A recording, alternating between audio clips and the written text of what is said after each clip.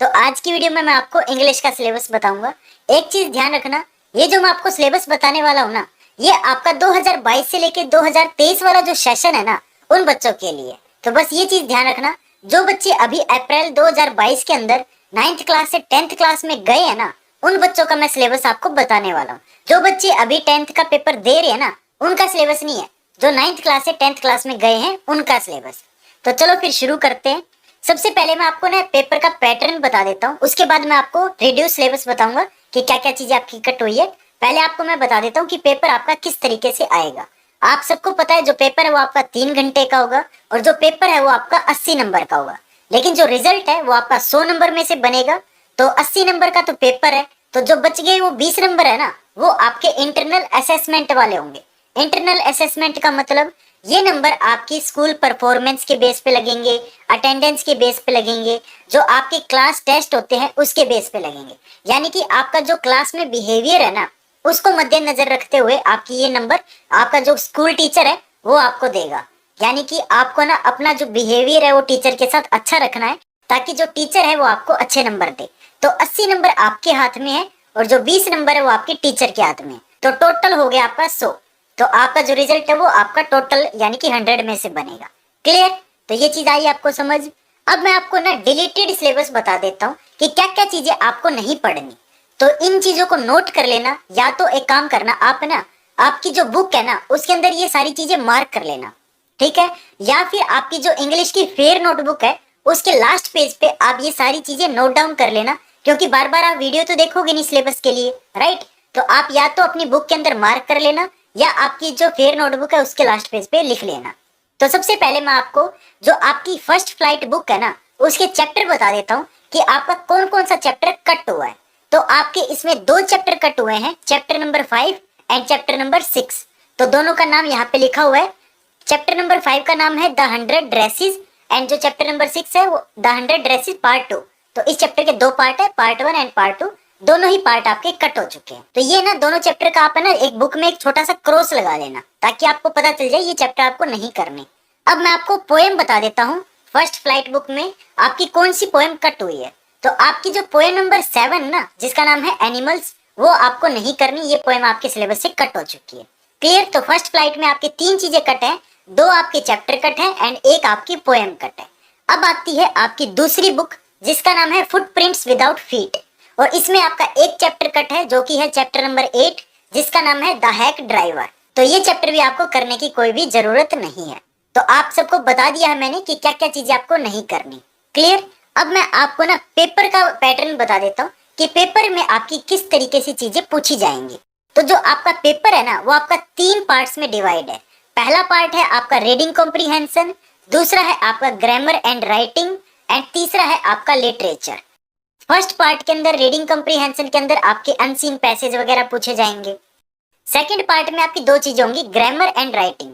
Grammar तो आपको पता है, टेंस हो गए, नरेशंस हो गया या एरर फाइंडिंग हो गया, वो आपका ग्रामर वाले सेक्शन में आता है। और राइटिंग के अंदर आपका लेटर राइटिंग हो गया, आपका एसे राइटिंग हो गया, वो सारी चीजें राइटिंग वाले सेक्शन के अंदर आती है।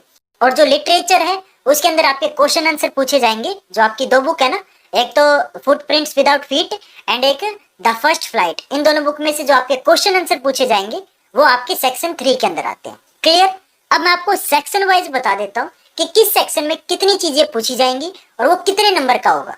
तो सेक्शन ए के अंदर आपके 2 पैसेज आएंगे और दोनों पैसेज आपके अनसीन होंगे, यानी कि वो पैसेज होंगे जो आपने पहले कभी भी देखे नहीं होंगे, ठीक है? और ये दोनों पैसेज आपके 10-10 नंबर के आएंगे। तो 2 पैसेज हो गए, दोनों 10-10 नंबर के हो गए, तो टोटल हो गया आपका 20 नंबर, ठीक है? तो जो आपका सेक्शन ए है वो आपका टोटल 20 नंबर का है। क्लियर? अब आता है आपका सेकंड सेक्शन जो कि था ग्रामर एंड राइटिंग। तो पहले मैं आपको ग्रामर का बता देता हूँ कि ग्रामर में क्या क्या चीजें आने वाली हैं। तो ग्रामर में आपकी 4 चीजें आएंगी। पहला है आपका टेंसेज, सेकंड है मॉडल्स, और ये वो मॉडल नहीं है जो रैंप वॉक करते हैं, वो वाले मॉडल की बात नहीं कर रहा हूँ मैं, मॉडल वर्ब होती है, ठीक है? वो आपके स्कूल टीचर आपको बता देंगे। तो टेंसेज, मॉडल्स एंड थर्ड है आपका फाइंडिंग एरर इन सेंटेंस। तो आपको एक सेंटेंस दे दी जाएगी और उसके अंदर आपको एरर निकालना है कि उसमें कौन सी, जैसे अंडरलाइन करके बताना है कि जैसे इज है तो इसकी जगह आर आना चाहिए था। तो वो आपको एरर फाइंड करना है एक सेंटेंस के अंदर, तो वो चीज आएगी। एंड फोर्थ है आपका रिपोर्टेड स्पीच, जिसको कई बार हम नरेशन से भी बोल देते हैं। या फिर आपको शायद ऐसे समझाया होगा इनडायरेक्ट या डायरेक्ट स्पीच, है ना।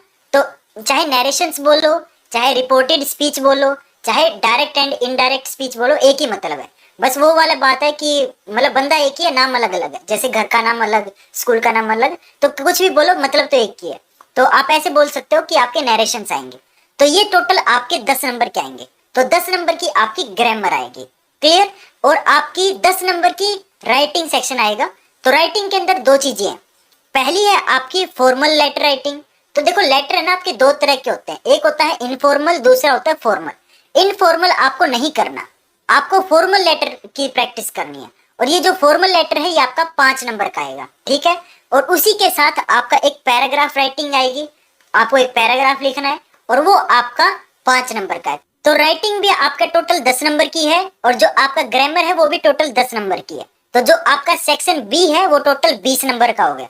जैसे हमारा सेक्शन ए भी 20 नंबर का था ना, अनसीन पैसेज वाला, उसी तरीके से सेक्शन बी भी आपका 20 नंबर का है। तो दोनों सेक्शन आपके 20-20 नंबर के हैं। अब मैं आपको सेक्शन सी में बताता हूँ कि सेक्शन सी में क्या क्या चीजें आपकी पूछी जाएगी। तो जो आपका सेक्शन सी है वो आपका लिटरेचर वाला सेक्शन है। और इसके अंदर देखो एक चैप्टर में से एक पैराग्राफ आएगा, या पैसेज बोलो या पैराग्राफ बोलो, एक ही मतलब है। तो चैप्टर में से आपका एक पैसेज आएगा एंड उसी के साथ आपकी एक पोएम में से भी एक पैसेज आएगा, ठीक है। और दोनों 5-5 नंबर के होंगे। और दोनों पैसेज में से आपके 5-5 एमसीक्यू पूछे जाएंगे। और सेम तरीके से आपकी जो पोएम है ना उसका नाम भी पूछा जाएगा, और जो पोएट है जिसने वो पोएम लिखी है उसका नाम भी पूछा जाएगा। तो आप एक काम करना, आप है ना सभी के सभी चैप्टर और पोएम का नाम तो याद करना ही करना, उनके साथ उसके जो राइटर या पोएट है ना उनका नाम भी याद करना, क्योंकि एग्जाम में यहाँ पे इस सेक्शन में पक्का वो पूछा जाएगा।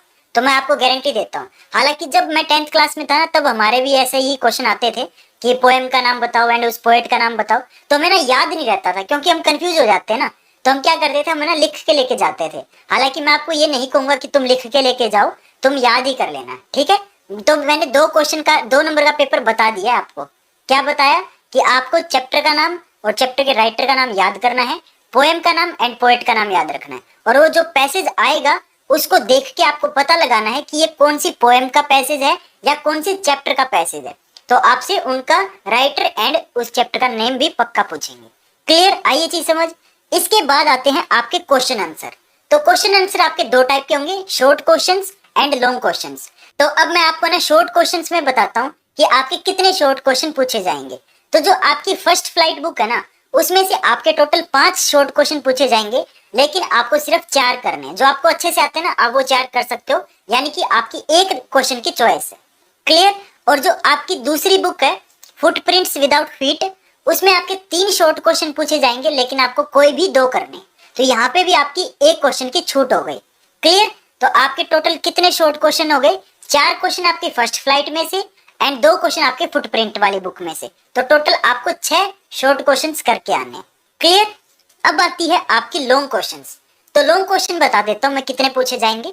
तो जो आपकी फर्स्ट फ्लाइट बुक है ना उसमें से आपके 2 लॉन्ग क्वेश्चन पूछे जाएंगे, लेकिन आपको कोई भी एक करना है। तो यहाँ पे भी एक क्वेश्चन की छूट हो गई। उसी के साथ जो आपकी दूसरी बुक है ना फुटप्रिंट्स विदाउट फीट, उसमें भी आपके 2 क्वेश्चन पूछे जाएंगे, आपको एक करना है। तो यहाँ पे भी एक क्वेश्चन की चॉइस हो गई, क्लियर। तो गाइज यहाँ पे मैंने आपको पूरा पेपर का जो पैटर्न है वो समझा दिया और बहुत ही ना सिंप्लीफाई तरीके से समझाने की कोशिश की है। होप करता हूँ आपको ये सारी चीजें समझ आई होंगी।